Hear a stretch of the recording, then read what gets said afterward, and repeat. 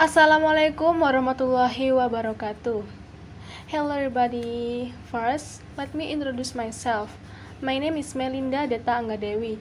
I'm 5th semester.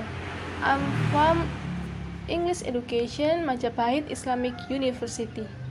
Today, in this video, I will presentation or explain about Introduction English for Specific Purpose Part 2.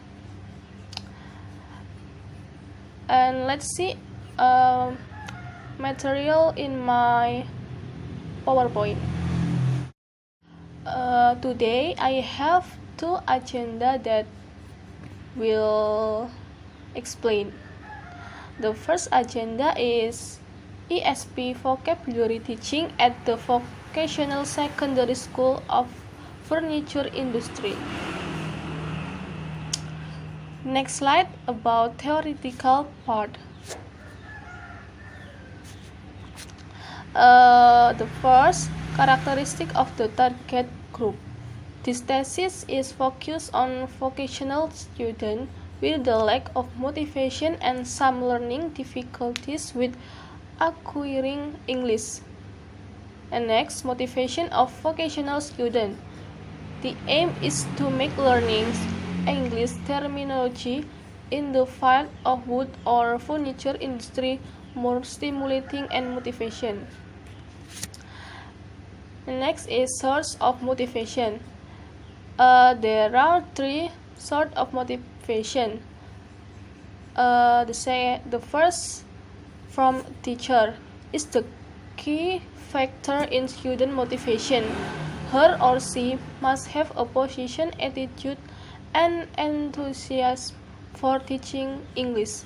The second from parents. If family members do not accept the importance of learning a foreign language and emphasize it by unreasonable comments, frequent disturbing or not paying attention, then such atmosphere could be very demotivating. And the third from environment. It depends on what social background children come from. A positive classroom atmosphere should be created to enhance a good school environment. Next theoretical part is intrinsic and extrinsic motivation. A typical example of intrinsic motivation is an interest or a hobby. An activity is carried out for its own sake. On the contrary, intrinsic motivation is influence from outside. The next theoretical part is instrumental and integrative motivation. Instrumental value or consequence and benefit of having learned the target language. The knowledge is exploited as an instrument to achieve something in life. Integrative motivation is applied by people who want to get in touch with the culture of the second language group and become involved in social interchange in that group. Next theoretical part is technique methods. Vocabulary has not always been considered as an important part of second language teaching because much more attention has been paid to teaching grammatical and phonology structure. The next is grammar translating method. Grammar translating method or GTM was frequently used in the past for teaching the classical language. It is logically based on translation from one language into another. Next theoretical part is direct method. The aim of direct method or DM is to think in the target language and as a result of this, to develop a good communication ability. Next theoretical part is audiolingual method. ALM was thought out during the World War the second for military objective. The aim was to create communicative ability of learners in a short time and make it response habitual and mostly automatic. The next theoretical part is text-based learning. The main idea of text-based learning or TBL in the student study more effectively when their brain is occupied with a specific text topic offering, besides contraction on language. Its grammar or vocabulary also another practical experience, for example solving problems or making decisions. The next theoretical part is total physical response method. The total physical response method or TPR is based on the facts that for each language should be learned in a similar ways and children learn their mother tongues. Firstly, they only listen to it and do what they are asked for. Next is suggestopedia. The aim or suggestopia is to overcome psychology barriers and to increase confidence. Stress input on memorization of vocabulary pair, a target item and its translation into a mother tongue cue. The next is teaching approach, where teaching methods are collection of individual teaching techniques. Systematic sets of teaching practice based on the appropriate theory of language learning. Teaching approaches are the way through which the teaching methods are achieved. Next theoretical part is lexical approach. Lexical approach based on the idea that a significant part of language acquisition in the ability to make lexical phrase in chunk or pair on groups of words which are usually found together or in a close proximity. The next theoretical part is communicative approach. The communication value of a course vocabulary has been recognized, especially by tourism. Communicative sources provided by praise books are more valuable than those in grammar organized textbooks. The next theoretical part is eclectic approach. According to a definition found in Oxford Advanced Learners Dictionary, eclectic means not following only one style, etc. set of ideas but choosing from or using a wide range. It means that elective approach include valuable technique and procedure of other different approach and benefit from them. The biggest advance is flexibility. The next theoretical part is vocabulary teaching. According to Thornbury, the acquisition of new words is the process which never stops.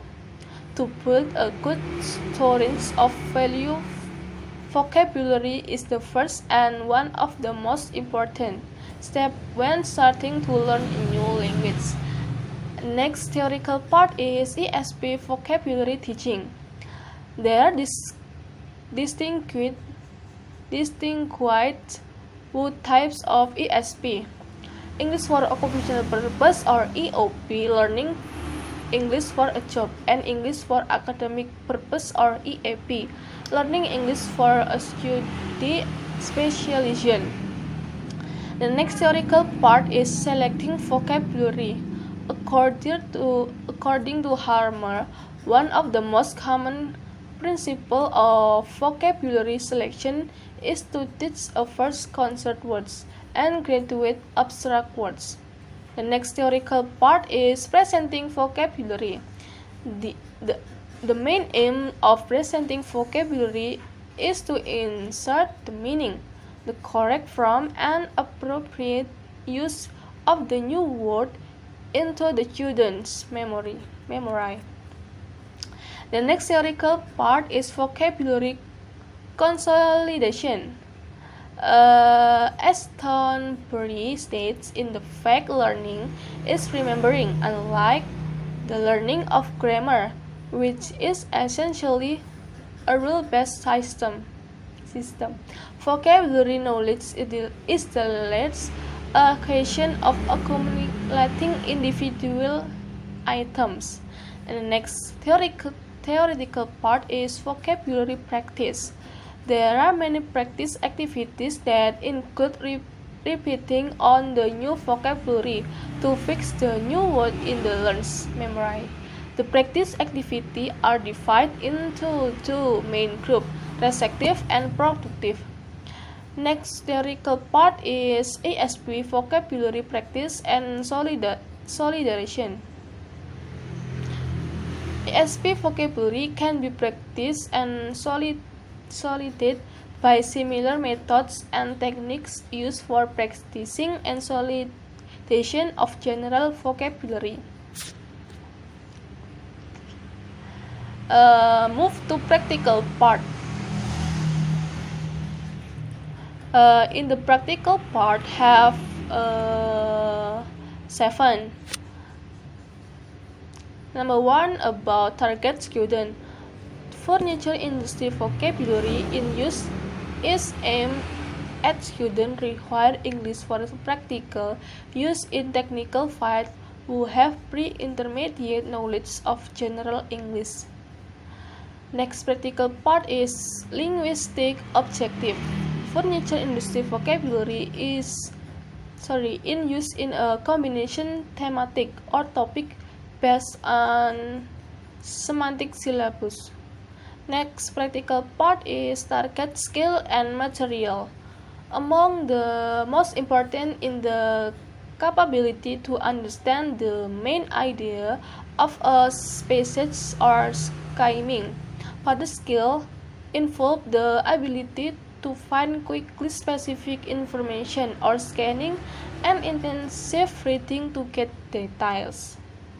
Next practical part is language function.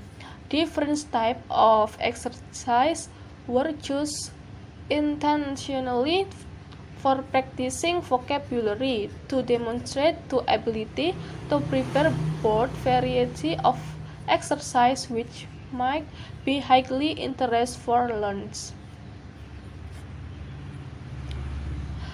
The next practical part is unit organization and layout. Units are organized around the topics arranged in the logical order following the words or furniture processing. Each unit or topic is defined into two parts, presenting like a text, vocabulary, drawing, picture, and tablets, and practice or revision like exercise. The next practical part is the teacher's rule. The teacher's role should be seen in an ideal ways as a guide through the teaching or learning material and as an initiator of activities, deciding when to facilitate through answer and explanation. And the last practical part is the student's rule. The teacher should be everything possible to lead students on the way of self-studying. The secondary aim is to stimulate curiosity and interest about information from the branch of wood or furniture processing industry. And the next agenda is ESP, International Sample Lesson Plan. A lesson plan have 5 steps. The step 1 is topic. We must set a topic. Step 2 is reason. What is reason about lesson? And the next about assumption, and the next stage and procedure. We usually more than two stage, and we also make a procedure, and the last we make a conclusion.